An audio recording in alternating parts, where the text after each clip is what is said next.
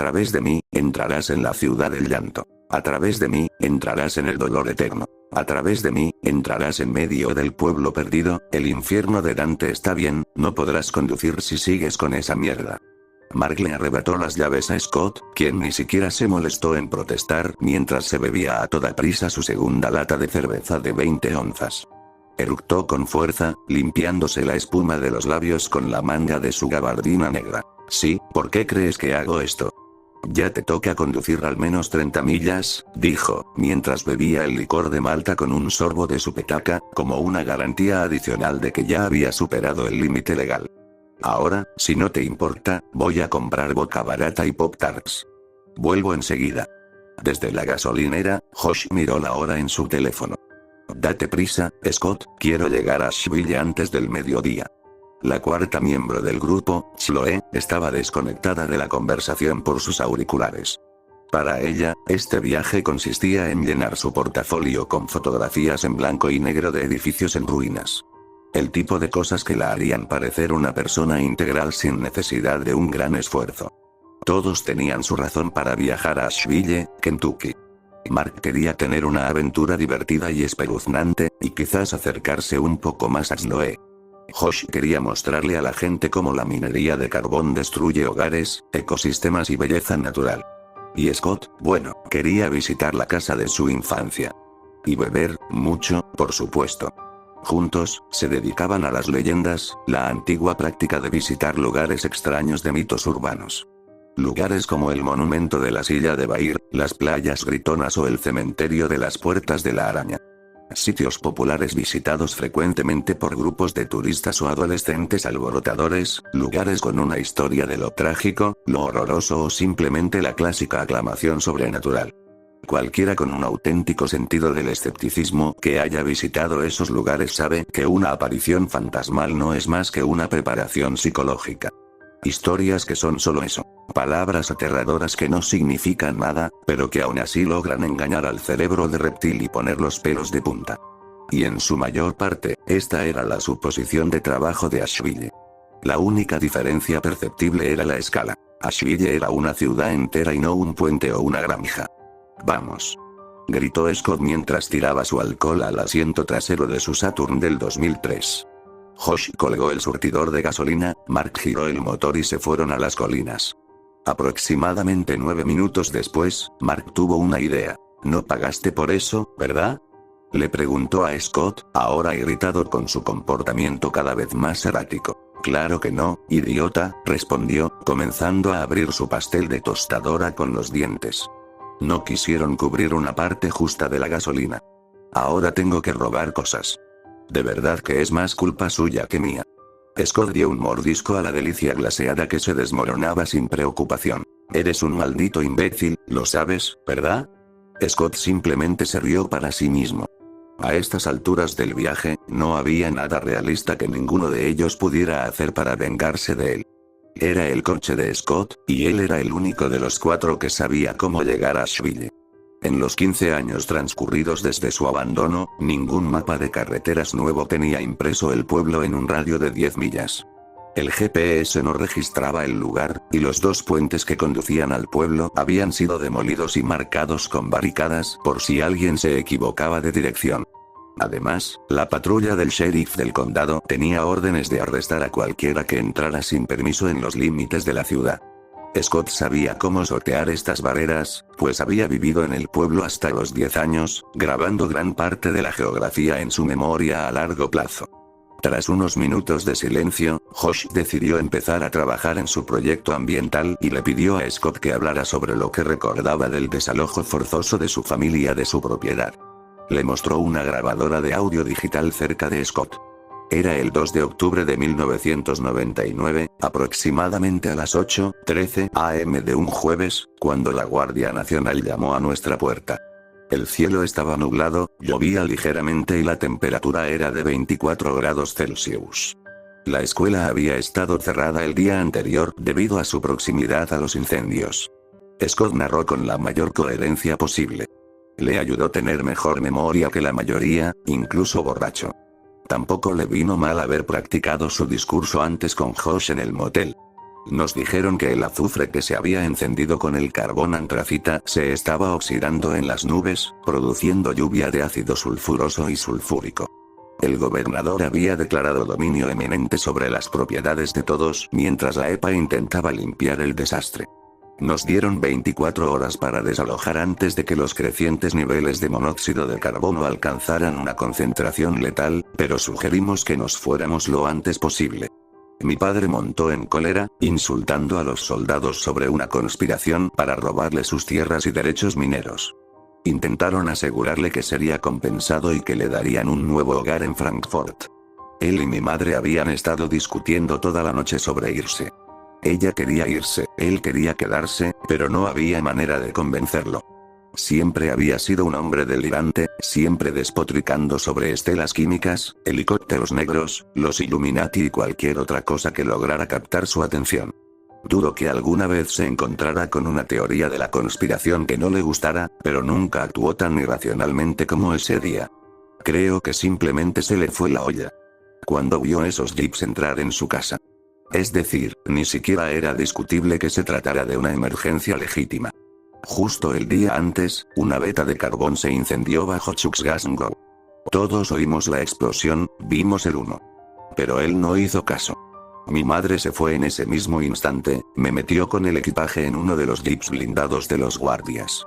Lo último que vi de mi padre fue a él cargando una escopeta en nuestro porche, con la cara roja y sudorosa de rabia, mientras los soldados simplemente se encogían de hombros y lo dejaban. Scott hizo una pausa, abrió otra cerveza y encendió un cigarrillo antes de continuar. Al salir del pueblo, presencié el caos de primera mano. La casa de alguien se había derrumbado parcialmente en un socavón en llamas. Vi a familias arrojando bolsas de basura llenas de tela en sus coches, a la policía y a la Guardia Nacional dirigiendo el tráfico hacia el puente sur que daba a las afueras del pueblo, mientras camiones de emergencia y ambulancias se apresuraban en dirección contraria. El humo se elevaba en densas columnas negras hacia el cielo gris, las sirenas de emergencia sonaban tan fuerte que casi enmascaraban los escasos disparos. Al parecer, mi padre no era el único libertario paranoico de Chesterton. Ah, sí, todo esto fue, por supuesto, antes de que el pueblo recibiera su apodo. Antes de Asheville, era simplemente Chesterton. Ya te imaginarás por qué cambió. ¿Qué crees que le pasó a tu padre?, preguntó Josh, quien ya sabía la respuesta, pero quería grabar algo. Está muerto, respondió Scott sin dudarlo. La siguiente media hora transcurrió en silencio, salvo por el estéreo, hasta que por fin Scott dio las indicaciones para salir de la interestatal y tomar una carretera secundaria, y luego otra vez una carretera del condado. Desde allí, todo recto hasta cruzar la bifurcación de Levisa, y desde allí, hacia el este, hasta llegar al lado oeste del bosque Blue Ridge. Rayos, este bosque es precioso, dijo Mark, comentando la topografía templada de los árboles caducifolios. Sí, es una tierra de alegría y júbilo, dijo Scott con sarcasmo. ¿Ves ese sendero de tierra que sube más adelante a la derecha? Gira ahí y síguelo montaña arriba. Cuando veas la cabaña, aparca en algún sitio. Tras 15 minutos de ascenso en zigzag, llegaron a una cabaña cubierta de musgo en medio del bosque. Todos salieron del vehículo, estirando la espalda y echando un vistazo a su alrededor. ¿Qué es este lugar?, preguntó Chloe, hablando por primera vez ese día. La vieja cabaña de caza de mi papá. Me trajo aquí un par de veces. Scott lanzó una lata de cerveza vacía a la cabaña, asustando a un lince rojo que había estado durmiendo bajo el porche. Probablemente podríamos acampar aquí si pasamos demasiado tiempo caminando ida y vuelta a Asheville. Si intentamos irnos después del anochecer, la policía podría ver nuestras luces y ponernos a prueba. Continuó. Chloe tomó una foto de la cabaña. ¿Cuánto falta para Asheville?, preguntó Josh, no muy contento con la idea de tener que pasar la noche en un lugar así. Esto es literalmente lo más cerca que podemos llegar en coche. Son unas 14 millas de caminata por el otro lado de esta colina, así que probablemente deberíamos empezar ahora mismo. De hecho, espera un minuto. Scott caminó hacia la cabaña, pateando la puerta con un fuerte pisotón de su bota. Mientras rebuscaba en la cabaña de caza, Chloe se puso sus botas de montaña mientras Mark y Josh descargaban el resto de su equipo del maletero. Necesitaban, por supuesto, cantimploras, una brújula, unos binoculares, la cámara digital de Josh y el resto de las cosas de Chloe. También incluían 4 respiradores purificadores de aire de cara completa, con oculares transparentes que reducían la restricción a la visión periférica. Una vez que llegaran a Asheville, probablemente sería necesario proteger sus pulmones del hollín y otros contaminantes persistentes. Scott regresó de la cabaña con un gran rifle de caza al hombro. Para linces, dijo antes de que alguien lo cuestionara. También perros asilvestrados, si nos encontramos con alguno. No todos lograron evacuar a sus mascotas. Así que, bien. Síganme. Scott se tambaleó hacia unos arbustos, con dificultad para mover las piernas después de consumir cantidades tan ridículas de alcohol. Los demás se miraron con muecas de incertidumbre. No era un gran secreto que Scott era alcohólico, pero hasta ahora se había abstenido de emborracharse por completo antes del mediodía. Mark quiso decir algo, pero Josh lo descartó antes de que pudiera decir nada. No le pareció buena idea enfadar al único guía que tenían, especialmente cuando dicho guía llevaba un arma cargada. Así que siguieron adelante, siguiendo a Scott por la pequeña montaña. Aparte de los gritos aleatorios de Scott, el camino era bastante tranquilo para la primera etapa del viaje. Chloe sacó buenas fotos de árboles siendo árboles, al igual que Josh en su intento de mostrar el lento deterioro de la flora local a medida que se acercaban a la nube de ceniza que se cernía permanentemente sobre el pueblo. Tras unas 2 horas de caminata, los 4 lograron encontrar una roca que se proyectaba horizontalmente desde la ladera de la montaña, que ahora descendía, lo que les permitió ver por primera vez con claridad el valle. Una neblina roja que parecía casi un lago a unos 800 metros cuesta abajo. De lo alto de la nube se alzaba la parte superior de una torre de agua y la cima de una iglesia. Además, unas cuantas columnas de humo serpenteaban desde el Mar Rojo. Todo lo demás yacía bajo la densa niebla tóxica. Desde esta posición estratégica, era posible ver la transición de los árboles, pasando de estar en perfecto estado a estar enfermos, hasta finalmente convertirse en cascarones muertos de madera esquelética. Josh y Chloe capturaron imágenes del paisaje, mientras Mark olfateaba el aire. Huele a fuegos artificiales y huevos podridos, dijo con una expresión desagradable. Scott encendió otro cigarrillo. La forma del valle crea su propio clima. La mayoría de esos humos más densos se quedan en ese lugar, mientras que el resto se queda ahí hasta que una brisa entre las colinas se lleva el exceso. Parte, por supuesto, se esparce hasta aquí arriba, de ahí el olor a azufre y carbón. Por cierto, esos fuegos que arden bajo el pueblo tienen suficiente combustible para seguir encendidos otros 300 años, así que esa nube no se irá a ninguna parte por un tiempo. Scott explicó todo esto con indiferencia, bajando de un salto de la roca angular y siguiendo el camino. El otro lo siguió, en parte emocionado, en parte nervioso. Después de unos 50 metros de caminata, el aire empezó a oler tan mal que el grupo decidió que era mejor ponerse las máscaras. Fue en ese momento que los árboles parecían lo suficientemente enfermos como para justificar la precaución. Scott había equipado su máscara con una pequeña manguera unidireccional que iba desde un embudo directamente a su boca. Probó su artilugio con un largo trago de vodka de una botella.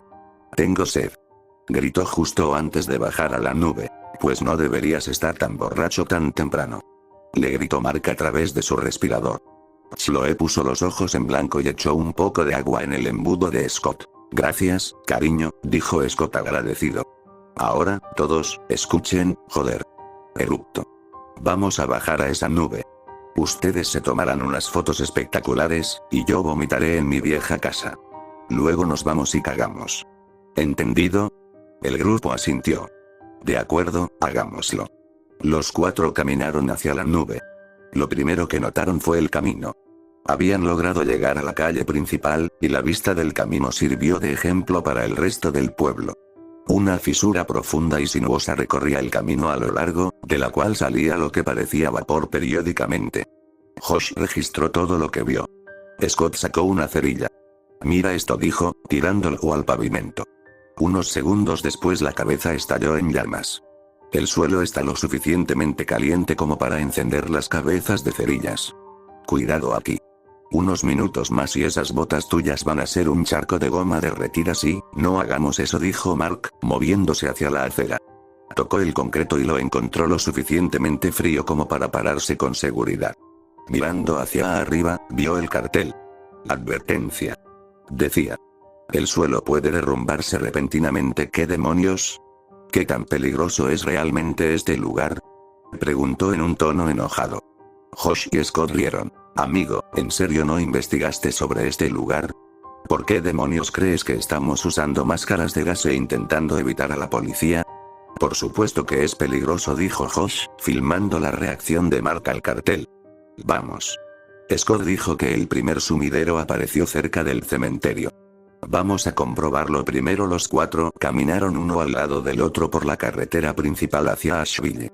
Pasaron junto a coches con las llantas derretidas y la carrocería quemada, y montones de ceniza que se acumulaban como nieve a lo largo del camino.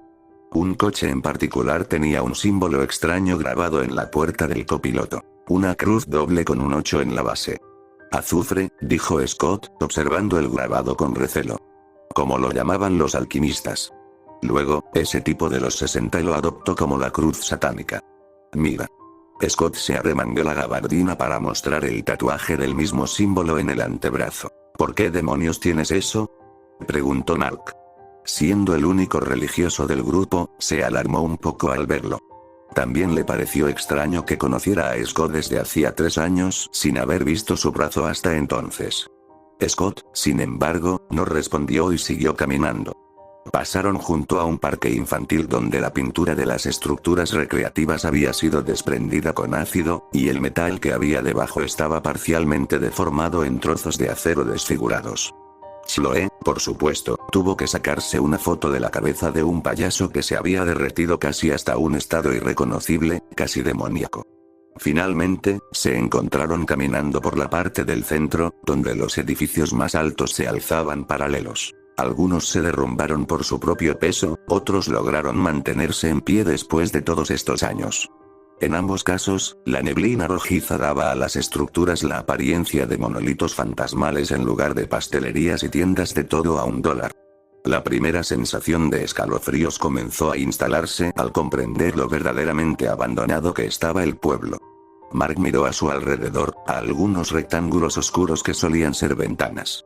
¿Alguien más tiene la sensación de que lo están observando? Preguntó con sinceridad. ¡Bu! Gritaron los otros 3 al unísono. No intentes arruinarnos esto, Mark, gritó Chloe. Sí, que te jodan, idiota. Gritó Scott. Siguió su insulto lanzando una piedra a la cabeza de Mark. Rebotó en su cráneo con un ruido sordo. Al levantar la vista después de protegerse la cara, Mark vio a Scott y Chloe chocar los 5. La ira comenzó a crecer dentro de él, y lo siguiente que supo fue que estaba lanzando un rápido puñetazo en el estómago de Scott. Un segundo después, Mark estaba en el suelo, después de haber sido embestido en la caja torácica por la culata del rifle de Scott. «Bájenla los dos», gritó Josh, forzándose a sí mismo entre los dos. Se han estado poniendo de los nervios desde primera hora de la mañana. Scott, deja de ser un imbécil, podrías haberle roto la máscara, no tenía gracia. Y Mark, cálmate. Mark estaba a punto de decir algo, cuando un ruido lejano lo detuvo. Todos guardaron silencio un instante, escuchando atentamente lo que parecía un animal feroz atacando a uno más pequeño. Gruñidos y chillidos, parecidos a los de un perro que sacude a un conejo entre sus fauces apretadas. Los sonidos resonaron a lo largo de la calle desierta entre los edificios, amplificándose hasta alcanzar una frecuencia ominosa. Y entonces, tan rápido como apareció, desapareció. Los 4 permanecieron inmóviles y en silencio hasta que el sonido se desvaneció en el frío. Bueno, eso sí que dio un poco de miedo, dijo Chloe, siendo la primera en hablar. Te dije que podría haber algunos perros correteando por ahí. Respondió Scott, cargando un cartucho en la recámara del rifle. Sí, pero ¿cómo podría vivir algo en este lugar? Preguntó Josh. Scott señaló una maleza que brotaba de una grieta en el pavimento. La vida se abre camino. Vamos, acortemos por este callejón. Mi antiguo barrio debería estar justo al otro lado. Los otros 3 lo siguieron. Casas con ventanas rotas y techos derrumbados cubrían las antiguas residencias, con la pintura manchada por años de corrosión en las paredes exteriores.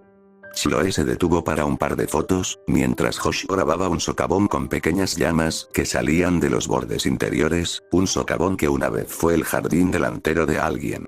La ceniza caía como copos de nieve sobre su cámara. De repente, Scott empezó a gritar y a bailar como un borracho. Miren, ahí está. Peachtree 156. Scott señaló una casa particularmente vieja con una camioneta oxidada en la entrada deformada. Tomó otra foto de Victoria a través de su máscara. Después de todos estos años, ¿esa mierda sigue en pie? No puedo creerlo. ¿Quieres mirar dentro? Preguntó Chloe, empezando a igualar la energía de Scott. Mark hizo una mueca de preocupación bajo su máscara de gas. Esa cosa parece a punto de derrumbarse. ¿De verdad quieres añadir más peso a esas tablas del suelo? Mark no quería volver a parecer un cobarde delante de Chloe, pero no pudo evitar ser el racional. Mientras que Scott era carismático, imprudente y amoral, Mark era todo lo contrario. Te diré algo, Mark, dijo Scott con tono condescendiente, ¿por qué no esperas aquí afuera y vigilas a los demonios y los duendes? Se rió y le lanzó el rifle a Mark. Solo será un minuto. Dicho esto, Josh, Chloe y Scott entraron en la casa, dejando a Mark solo en el césped desmalezado. Josh sostenía su linterna a la altura del hombro, escaneando el interior de la sala, de estar de izquierda a derecha. Sorprendentemente, apenas había entrado smog en la casa, y en general el aire estaba limpio. Scott aprovechó la oportunidad para levantarse la máscara y fumar un cigarrillo. ¡Qué asco! Es como chupar un saco de pelo quemado, dijo, saboreando el aire. Encendió un cigarrillo, inhalando profundamente. Mejor así. ¿Qué opinan? Chloe tomó una foto de la antigua sala de estar de Scott con flash, inclinándola para capturar lo más posible. Diría que me graduaré este año seguro, dijo, tomando otra de un televisor roto. Los tres se dispersaron por la casa, revisando cada habitación que encontraron. Por lo que parecía que el padre de Scott había seguido descontrolándose un tiempo después de la evacuación, a juzgar por los agujeros en el yeso y los muebles volcados. El dormitorio principal estaba en un estado de trauma bastante grave. Scott tomó un sorbo de su petaca y se la entregó a Chloe y Josh, cada uno bebiendo. Después de unos minutos más de rebuscar en armarios, cajones y demás, Chloe encontró una foto familiar. Una mujer de aspecto agradable, un Scott de 10 años con la misma mirada de enfado en su rostro, y un hombre alto, corpulento y con una espesa barba. Chloe le entregó la foto enmarcada a Josh antes de que Scott se diera cuenta de lo que estaban mirando. Maldita sea, amigo. Llamó Josh a Scott. Tu padre parece un leñador. Scott cruzó el dormitorio para inspeccionar la foto. La sacó del cristal que la había protegido durante todos estos años. Me pregunto qué le habrá pasado. Continuó, mientras Scott doblaba la foto y la guardaba en su chaqueta. Como dije antes, murió. Respondió Scott. Probablemente en algún lugar de esta misma casa. No es que haya conducido a ningún lado.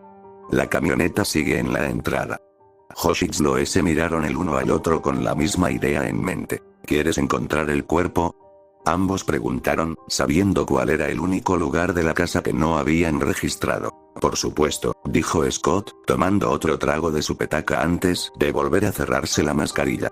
El sótano está por aquí. Afuera, Mark paseaba furioso por el césped.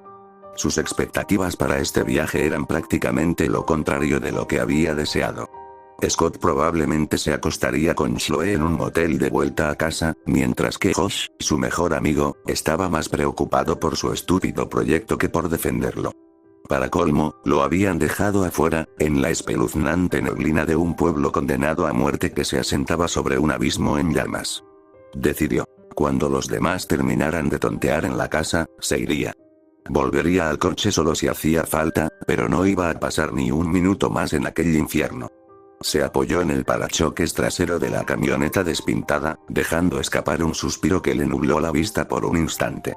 Mientras se apoyaba allí, con la mirada perdida en la distancia, algo al otro lado de la calle le llamó la atención. Una ligera brisa soplaba en el valle, lo justo para distinguir objetos vagamente a 9 metros o menos. En este caso, era la casa de enfrente. Un sonido, como el de alguien golpeando madera hueca con un martillo metálico, resonó desde el interior del edificio. Mark dejó de pensar y, un segundo después, apretó el rifle con más fuerza. La brisa que había entrado hacía un momento hizo que las cortinas de las ventanas rotas de la fachada se movieran suavemente, revelando algo de lo que se escondía tras ellas. Siguiendo el origen del ruido, lo que vio, aunque solo fuera por una fracción de segundo, fue una figura pálida de pie en el marco de la ventana, borrosa por la neblina que regresaba, mirando fijamente hacia donde estaba Mark. Parpadeó, y desapareció. ¿Qué demonios? Se dijo a sí mismo, ahora increíblemente tenso por el miedo persistente de lo que acababa de presenciar. Miró a su alrededor, sin saber qué hacer, y retrocedió lentamente hacia la casa de Scott. Pasó otro instante cuando oyó el gruñido. Un gruñido feroz que resonó a través de la niebla. «Chicos», gritó tan fuerte como pudo a través de su máscara. Echó a correr. «¿Qué pasa con los arañazos? ¿Tenían perro o algo así?», preguntó Chloe mientras miraba la puerta del sótano. Grandes trozos de pintura y madera parecían haber sido arrancados con violencia. «No», dijo Scott, probando el pomo. No se movía. Retrocedió un paso y procedió a romper la puerta de una patada contundente. Parte del marco se astilló cuando 3 cerrojos distintos atravesaron la madera. «Luz, por favor». Josh iluminó la oscuridad con su linterna, mostrando los escalones descendentes. La escalera crujía con cada escalón, pero aún así aguantaba el peso de los 3 mientras continuaban bajando. En la base, unas lonas de plástico colgaban del techo, separando la escalera del resto del sótano. Scott hizo un corte con su navaja y notó el calor seco que entraba. Cuanto más bajamos, más cerca estamos de esos fuegos subterráneos. Cuidado con los zapatos.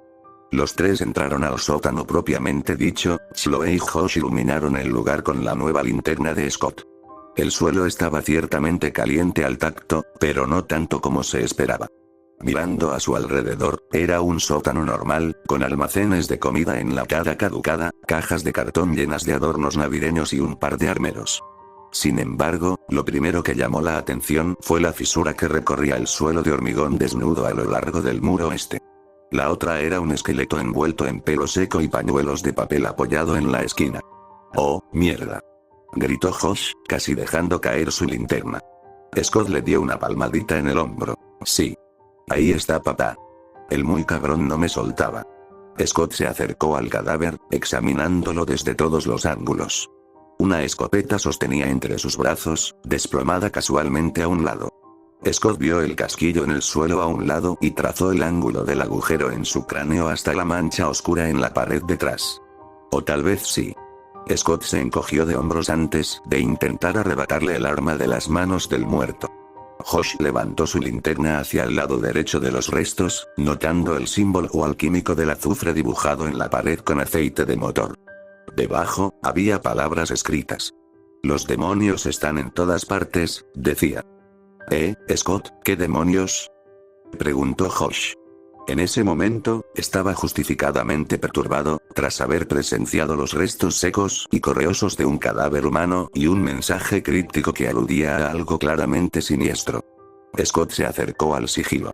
Lo miró casi con indiferencia, mucho más absorto en quitarse los dedos de la empuñadura de la escopeta. «Sí, qué raro. ¿Quieren robar algo? Si técnicamente son mis cosas, no es saqueo. ¿Cómo demonios están tan tranquilos?». Incluso Chloe estaba nerviosa, más por la actitud de borracho de Scott que por cualquier otra cosa. Scott estaba a punto de decir algo cuando un grito ahogado se coló hasta el sótano. Los 3 lo oyeron. «Supongo que Mark quiere que terminemos», dijo Scott mientras miraba hacia las escaleras.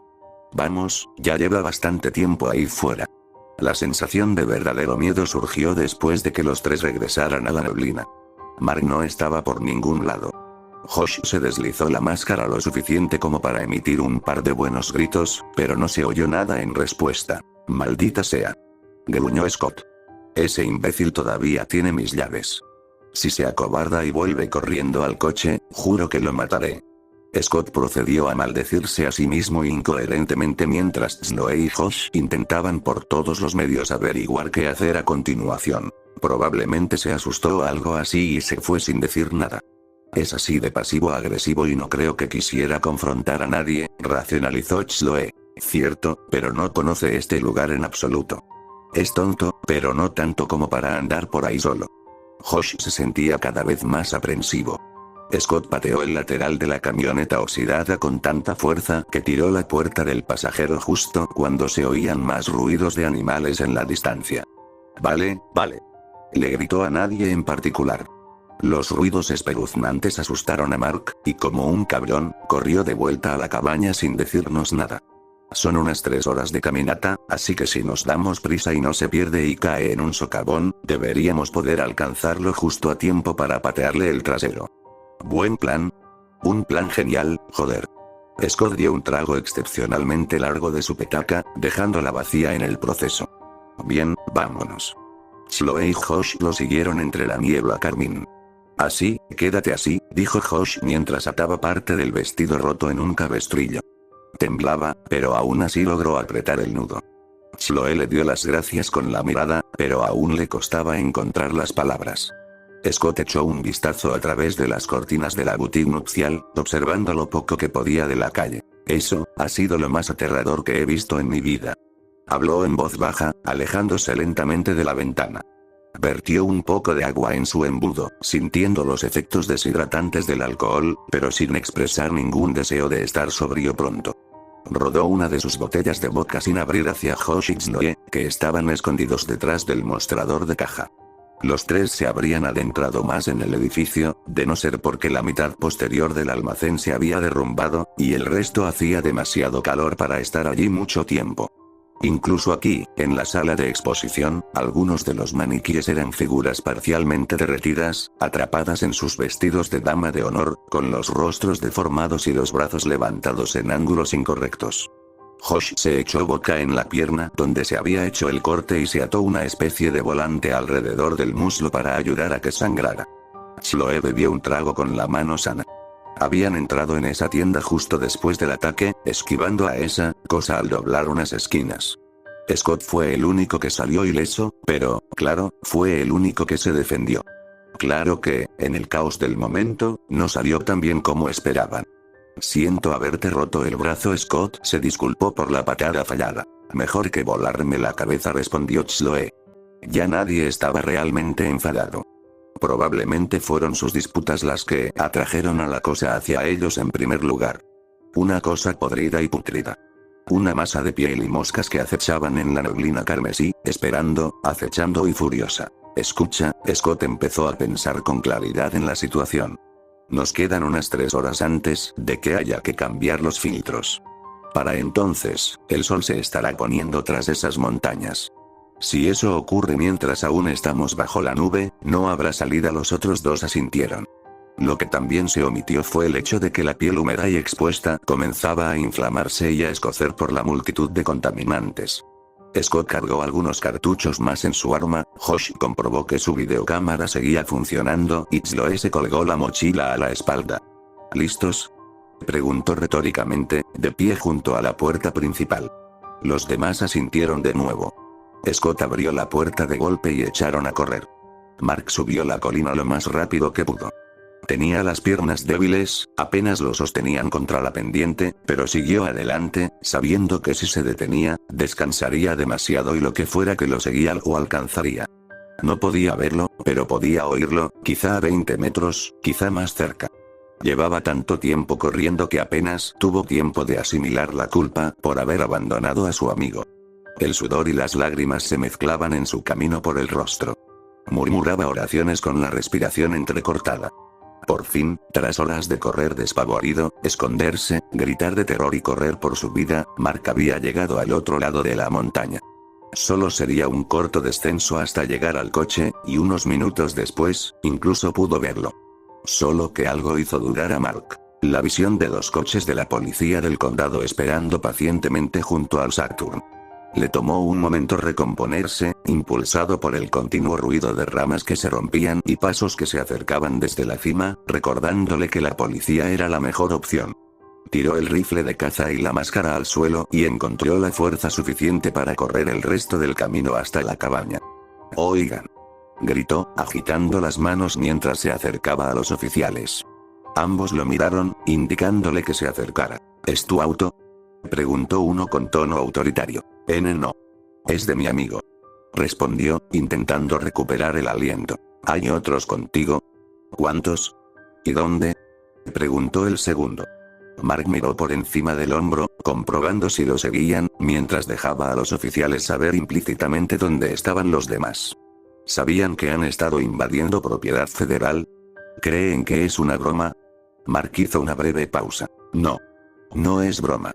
Escuchen, intentó explicar Mark, pero fue interrumpido. De rodillas. Ladró el oficial. Manos detrás de la cabeza.